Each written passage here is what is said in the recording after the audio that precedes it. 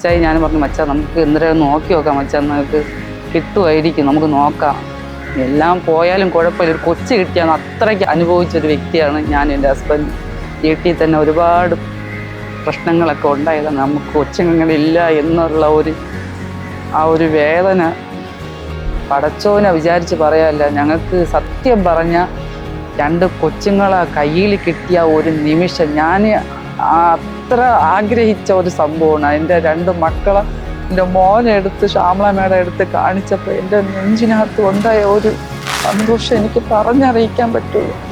ഞങ്ങൾ ഉമ്മായും പാപ്പായി ആ ഒരു സന്തോഷം പറഞ്ഞറിയിക്കാൻ പറ്റും സാറിനും.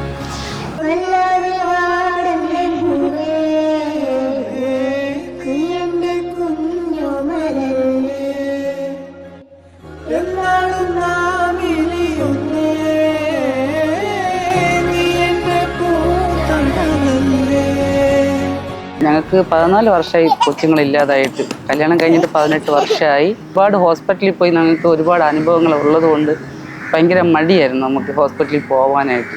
പൈസയുടെ ബുദ്ധിമുട്ട് ഒരു വേറെ സൈഡിലാണ്. പക്ഷേ എന്നാലും പോയി ഒരിടത്തും പോയിട്ട് ഒരു ഫലം ഉണ്ടായില്ല. ഒരുപാട് നമ്മൾ തിരുനെൽവേലി വരെ പോയി, എന്നിട്ടും ഒരു ഫലം ഉണ്ടായില്ല. ട്രീറ്റ്മെൻറ്റിൽ പോയി വിവേക് സാറിൻ്റെ ഒരു സംസാരവും പെരുമാറ്റവും നമ്മൾ രണ്ടുപേരും ജീവിതത്തിൽ ഒരു മാറ്റം ഉണ്ടാവുമെന്നുള്ള ഒരു തീരുമാനത്തിലെത്തി. കിട്ടുമായിരിക്കും, നമുക്ക് നോക്കാം, എല്ലാം പോയാലും കുഴപ്പമില്ല, ഒരു കൊച്ചു കിട്ടിയാൽ അത്രയ്ക്ക് അനുഭവിച്ചൊരു വ്യക്തിയാണ് ഞാൻ. എൻ്റെ ഹസ്ബൻഡ് വീട്ടിൽ തന്നെ ഒരുപാട് പ്രശ്നങ്ങളൊക്കെ ഉണ്ടായതാണ്. നമുക്ക് കൊച്ചുങ്ങളില്ല എന്നുള്ള ഒരു വേദന പറഞ്ഞറിയിക്കാൻ പറ്റൂല. ഈ 18 വർഷം കൊണ്ട് ആദ്യം 2 കൊച്ചുങ്ങളുണ്ടായി, ഇരട്ടക്കുട്ടികളായിരുന്നു, അതും മരിച്ചുപോയി.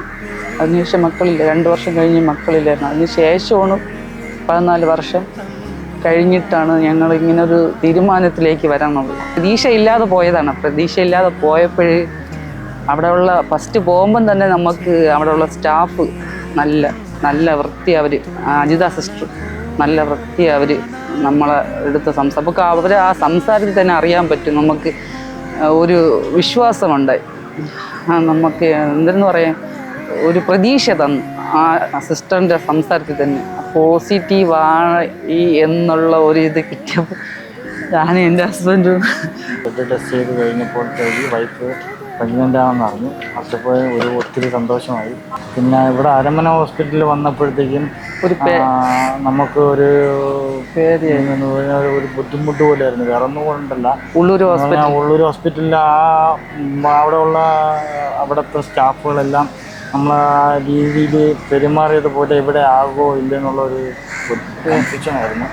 പിന്നെ ഇവിടെ വന്നപ്പോഴത്തേക്കും മനസ്സിലായി സെയിമാണ് രണ്ടും ഒരുപോലെയാണെന്നുള്ളത് മനസ്സിലായി. പിന്നെ ഇവിടുത്തെ സ്റ്റാഫുകളും പ്രത്യേകിച്ചും പ്രമീള മേഡം പുള്ളിക്കാരി എടുത്തു പറയേണ്ട കാര്യമാണ്.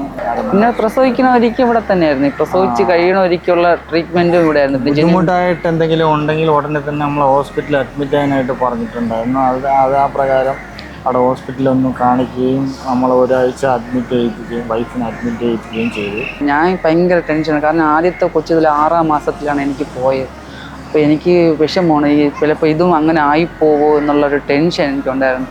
പക്ഷെ ആ കാർത്തിക മേഡം, അയ്യോ, ജീവിതത്തിൽ മറക്കാൻ പറ്റില്ല കാർത്തിക മേഡത്തിന്. ജിനു മേഡവും അതുപോലെ തന്നെ, ടെൻഷൻ വേണ്ട, സാധാരണ രീതിയിൽ നിന്നാൽ മതി എല്ലാം. പിന്നെ പടച്ചോനെ വിചാരിച്ച് പറയാമല്ല, ഞങ്ങൾക്ക് സത്യം പറഞ്ഞ 2 കൊച്ചുങ്ങളെ കയ്യിൽ കിട്ടിയ ഒരു നിമിഷം ഞാൻ അത്ര ആഗ്രഹിച്ച ഒരു സംഭവമാണ്. എൻ്റെ 2 മക്കളെ എൻ്റെ മോനെ എടുത്ത് ശ്യാമളമ്മയുടെ അടുത്ത് കാണിച്ചപ്പോൾ എൻ്റെ നെഞ്ചിനകത്ത് ഉണ്ടായ ഒരു സന്തോഷം എനിക്ക് പറഞ്ഞറിയിക്കാൻ പറ്റുള്ളൂ.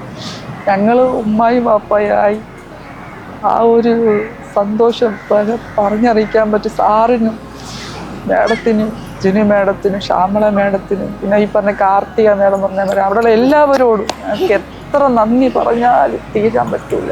എല്ലാവരോടും എനിക്ക് പറയാൻ ഒന്നേ ഉള്ളൂ, ഈ ഹോസ്പിറ്റലിൽ അത്ര നല്ല ബെനിഫിറ്റായ ഹോസ്പിറ്റലാണ്. സത്യം പറഞ്ഞ ആർക്കും പ്രതീക്ഷിച്ച് വരാം. ഒരുപാട് ഈ കൊച്ചുങ്ങളില്ലാതെ എല്ലാവരോടും പറയുന്നത് തന്നെ, നിങ്ങൾ പൈസ നോക്കണ്ട, നിങ്ങൾക്ക് നമ്മൾ എന്ത് ചോദിക്കുന്നത് വേറെ ഒന്നുമല്ല, എത്ര കൊച്ചുങ്ങളുണ്ട് എന്ന് മാത്രമേ ചോദിക്കുകയുള്ളൂ. സ്വത്തോ പണോ ആരും ഒന്നും ചോദിക്കില്ല, എത്ര കൊച്ചുങ്ങളുണ്ട്. സ്വന്തം വീട് പോലെയാണ്, സ്വന്തം വീട് മാത്രമാണ്, അത് മാത്രം ചിന്തിച്ചാൽ മതി.